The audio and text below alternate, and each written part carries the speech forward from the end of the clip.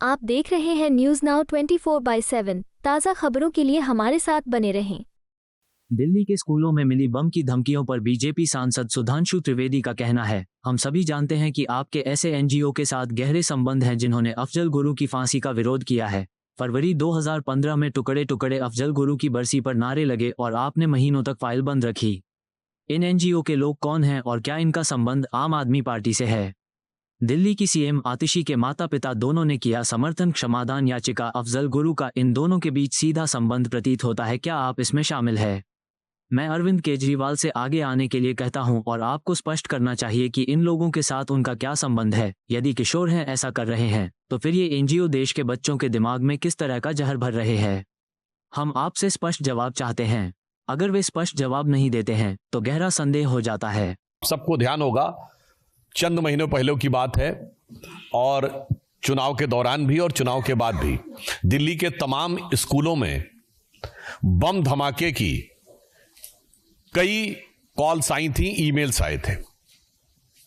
जांच के बाद आप सोचिए कि इससे कितना भय और तनाव का वातावरण अभिभावकों और पूरे दिल्ली की जनता के मध्य उत्पन्न हुआ। यद्यपि बाद में उसमें कुछ भी नहीं पाया गया।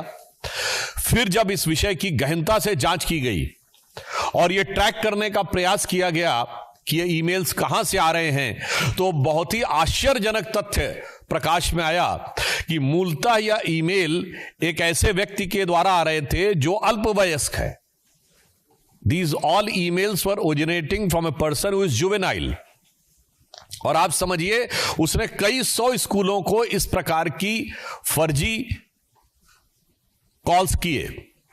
इसके बाद जब जांच में उनके लैपटॉप और अन्य फोरेंसिक चीजों की जांच की गई और इस बात की पुष्टि हुई तो और भी गहरा तथ्य प्रकाश में आया कि उसके परिवार के लोग और उसके अभिभावक ऐसे कुछ एनजीओ से जुड़े हैं जो कि इस प्रकार की गतिविधियों में पूर्व में संलिप्त रहे हैं, जिन्होंने अफजल गुरु की फांसी का विरोध किया है।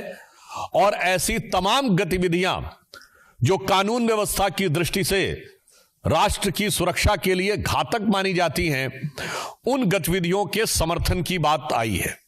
अब इससे गहराई इसलिए बढ़ रही है कि क्या कोई अल्पवयस्क बालक अपने मन से कर रहा है, इसका मतलब उसे शिक्षा कैसी दी जा रही है? दूसरा, या वो सिर्फ मोहरा है और उसके पेरेंट्स और जो पीछे के एनजीओज हैं उनकी इसमें कोई भूमिका है ताकि दिल्ली की कानून व्यवस्था को बिगाड़कर, दिल्ली के वातावरण को खराब करके, दिल्ली में भय का वातावरण उत्पन्न करके कोई राजनीतिक लाभ या अपनी राजनीतिक विचारधारा की पुष्टि की जा सके। अब आपको यह वीडियो पसंद आया हो तो इसे लाइक करें, हमारे चैनल को सब्सक्राइब करें।